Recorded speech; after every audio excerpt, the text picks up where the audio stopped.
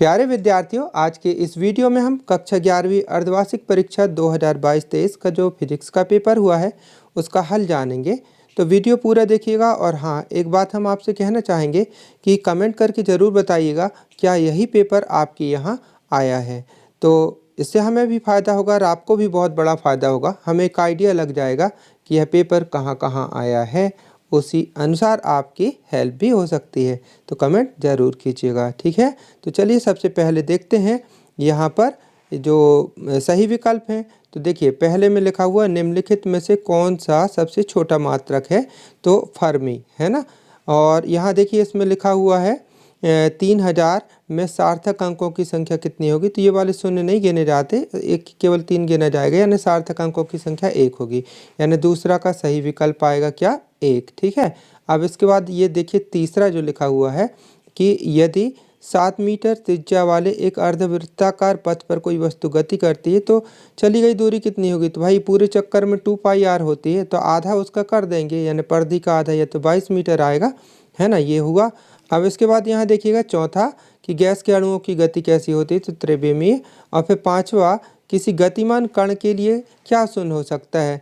तो भाई विस्थापन शून्य हो सकता है ना, क्योंकि एक पूरा चक्कर लगा लेगा अगर कोई कण तो विस्थापन शून्य हो जाएगा, ठीक है। फिर इसमें लिखा हुआ छठवा, दो सदिशों का अदिश गुणनफल कब शून्य होगा। तो दो सदिश जब लंबवत होते हैं, यानी उनके बीच का कोण समकोण होता है, यानी उत्तर आएगा इसका सी, ठीक है। अब इसके बाद देखिएगा इसमें लिखा हुआ निम्नलिखित में से कौन सी राशि अदिश है। तो कार्य अदिश राशि होती है, बाकी तो वेग मतलब बल, आवेग, त्वरण, ये सभी सदिश है ना, तो कार्य अदिश राशि होती है। अब देखते हैं रिक्त स्थान की पूर्ति कीजिए। तो नियत वेग से गतिशील वस्तु का क्या शून्य हो सकता है। तो वेग चूंकि नियत है, यानी परिवर्तन नहीं हो रहा है, यानी त्वरण उसका शून्य होगा, ठीक है ना। फिर एकांक सदिश किसे कहते हैं, जिसका परिमाण 1 होता है, तो 1 आएगा, ठीक है। फिर लिखा है कि यहाँ पर छठवा प्रक्षेप का पथ कैसा होता है, परवलयाकार होता है, ठीक है।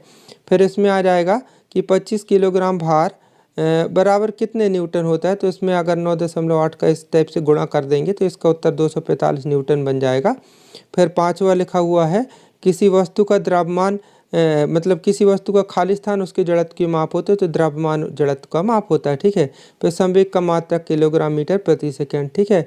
बल का आवेग खाली स्थान के बराबर होता है, तो बल का आवेग संवेग परिवर्तन के बराबर होता है। परिवर्तन की दर ना लिखिएगा, संवेग परिवर्तन के बराबर होता है, ठीक है। तो खाली स्थान हो गए, ठीक है। अब इसके बाद देखे लेते हैं अपन यहाँ पर एक शब्द एक वाक्य में उत्तर लिखिए, ठीक है।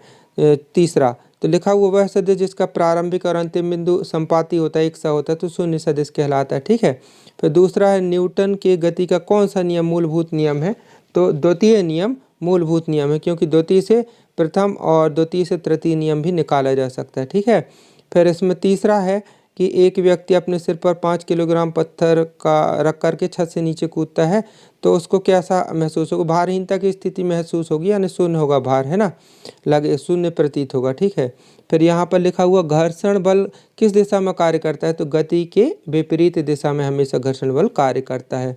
फिर रेत या बर्फ में चलना क्यों कठिन होता है, क्योंकि प्रतिक्रिया बल उतना नहीं मिल पाता है ना। फिर इसका उत्तर हो गया। फिर इसके बाद है एक समान वृत्तीय गति में कोई वस्तु गति कर रही है, तो कौन सी राशि नियत होगी। तो वेग को कौन सी राशि नियत नहीं होगी। तो वेग नियत नहीं होगी, है ना, क्योंकि वेग सदिश राशि है और वृत्तीय मार्ग पर कण गति करेगा तो प्रत्येक क्षण उसकी दिशा बदलती रहेगी, तो वेग नियत नहीं होगी, ठीक है। सातवां अपकेंद्र बल कौन सा बल है। तो अपकेंद्र बल आभासी बल या छद्म बल कहलाता है ना।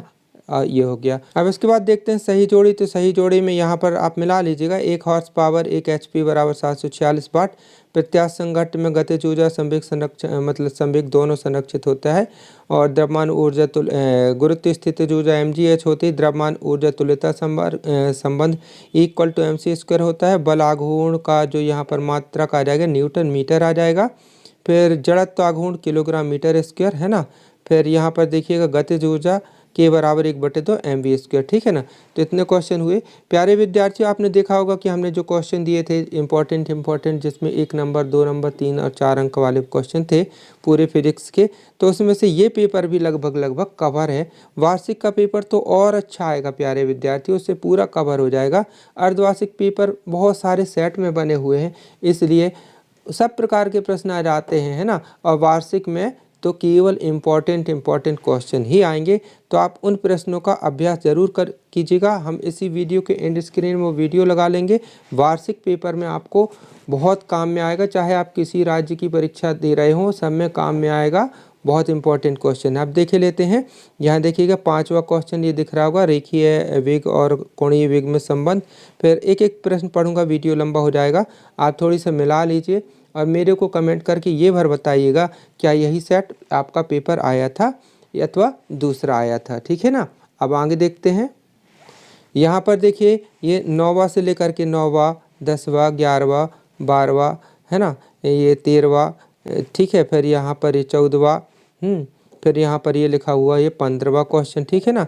एक समान त्वरित गति में वी ग्राफ खींच करके गति का केवल दूसरे समीकरण को सिद्ध करने के लिए कहा गया था। कितनी अच्छी बात है। ठीक है। अब आगे देखिएगा 16वां, 17वां और ये 18वां, ऊष्मा और ताप में अंतर। और 19वां क्वेश्चन है यहाँ पर, किसी वस्तु पर 10 न्यूटन बल 0.5 सेकंड तक आरोपित किया जाता है। तो ये सब बातें हैं, है ना। तो इनको ये मिला लीजिएगा। आपके पेपर में आया कि नहीं आया ये बताना है। फिर इसमें इसका अथवा भी है, ए और बी सदिश परस्पर लंबवत है। लंबवत की पोजीशन पर क्या होता है, a dot b equal to 0 होता है ना। तो उसको करके पी का मान ज्ञात करना है। तो प्यारे विद्यार्थियों, प्रश्न को आपने मिला लिए होंगे और उम्मीद है कि आपका पेपर अच्छा गया होगा, क्योंकि सभी आप पढ़ने वाले विद्यार्थी हैं। और हमारे चैनल पर 11th के केमिस्ट्री, बायो, मैथ्स सभी की इंपॉर्टेंट क्वेश्चन मौजूद है, प्लेलिस्ट पर देख सकते हैं। आगे भी इसी प्रकार के उपयोगी वीडियो आपको मिलते रहेंगे, इसलिए सब्सक्राइब कर लीजिएगा। प्यारे विद्यार्थियों, मिलते हैं बहुत जल्दी अगले वीडियो पे। तब तक के लिए बाय, थैंक यू, जय हिंद।